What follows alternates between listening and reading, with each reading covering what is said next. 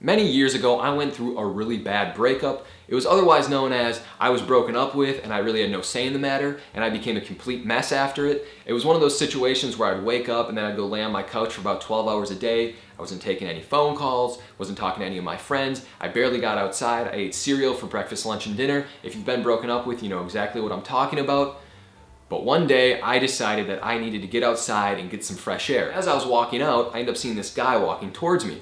As we got a little closer to each other, we ended up making eye contact, and I ended up saying to him, "Hey."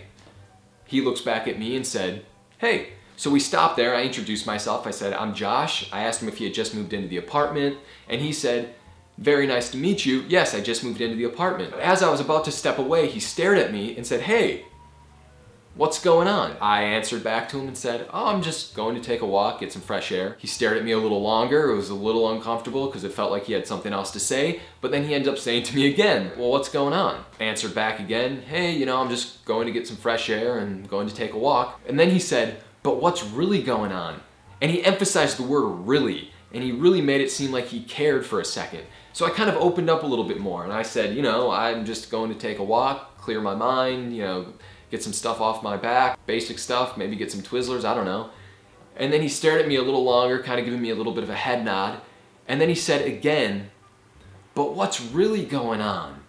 But this time when he said it, he was staring at me directly in the eyes like he was looking into my soul. And for whatever reason, I don't know why, but I just opened up to this guy like he was my therapist. I ended up telling him about my breakup, my life, my problems, how I'm staying inside, I wasn't really getting out. He basically listened to me go on a rant for about 20 minutes, and then finally, when I got done, he stared at me and just said, "And that's what's really going on." And then he just walked away. So I walked away. I took my walk. I was feeling so much better about things. I was thinking about Mr. What's Really Going On and this crazy question he just asked me, and I was wondering why I just opened up to some random guy, but it didn't really matter because I felt good. When I was finishing up with my walk and I was heading back into my apartment complex, I saw my friend heading into his apartment. I wanted to go up there and tell him about Mr. What's Really Going On and basically what happened, but I didn't want to sound like a lunatic.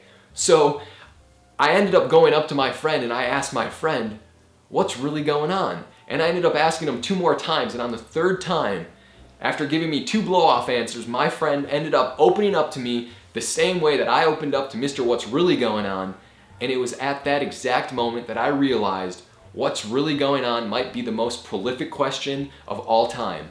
If you ever need to get to the bottom of something, I suggest you ask this person, whoever you need to talk to, what's really going on.